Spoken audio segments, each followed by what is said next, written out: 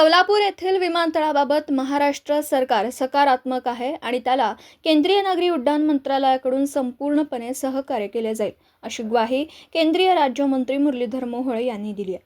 भाजप नेते पृथ्वीराज पाटील यांनी श्री मोहोळ यांची आज भेट घेऊन कौलापूर विमानतळाबाबत चर्चा केली. या प्रस्तावासाठी पालकमंत्री चंद्रकांत पाटील हे ताकदीने प्रयत्न करतात आणि मुख्यमंत्री देवेंद्र फडणवीस यांनी महापालिका निवडणुकीत त्याची घोषणा केली आहे. हा प्रकल्प सांगली जिल्ह्याच्या औद्योगिक, आधुनिक, शेती, व्यापारासाठी गरजेचा आहे. त्यामुळे त्याबाबत सरकारने तातडीने पावले उचलावीत अशी अपेक्षा श्री पाटील यांनी यावेळी व्यक्त केली. मुरलीधर मोहोळ म्हणाले, केंद्रीय नागरी उड्डाण मंत्रालयाकडून आम्ही कौलापूर विमानतळासाठी संपूर्ण सहकार्य करणार आहोत.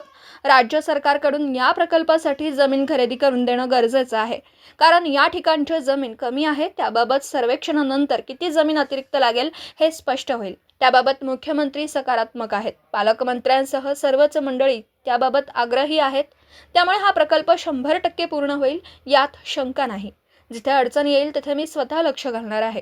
पृथ्वीराज पाटील यांनी सांगितलं की कौलापूर येथे 165 एकर क्षेत्रापूर्वी या ठिकाणी विमान उतरत होती. येथे विमानतळाचा विकास करायचा होता, मात्र तो विषय मागे पडला आणि त्यासोबत सांगली जिल्ह्याच्या विकासाला मर्यादा आल्या.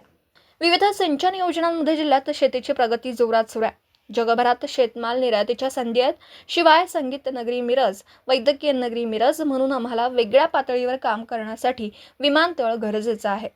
सांगलीतील व्यापार वाढीसाठी IT पार्कसाठी प्रकल्प देखील महत्त्वाचा आहे.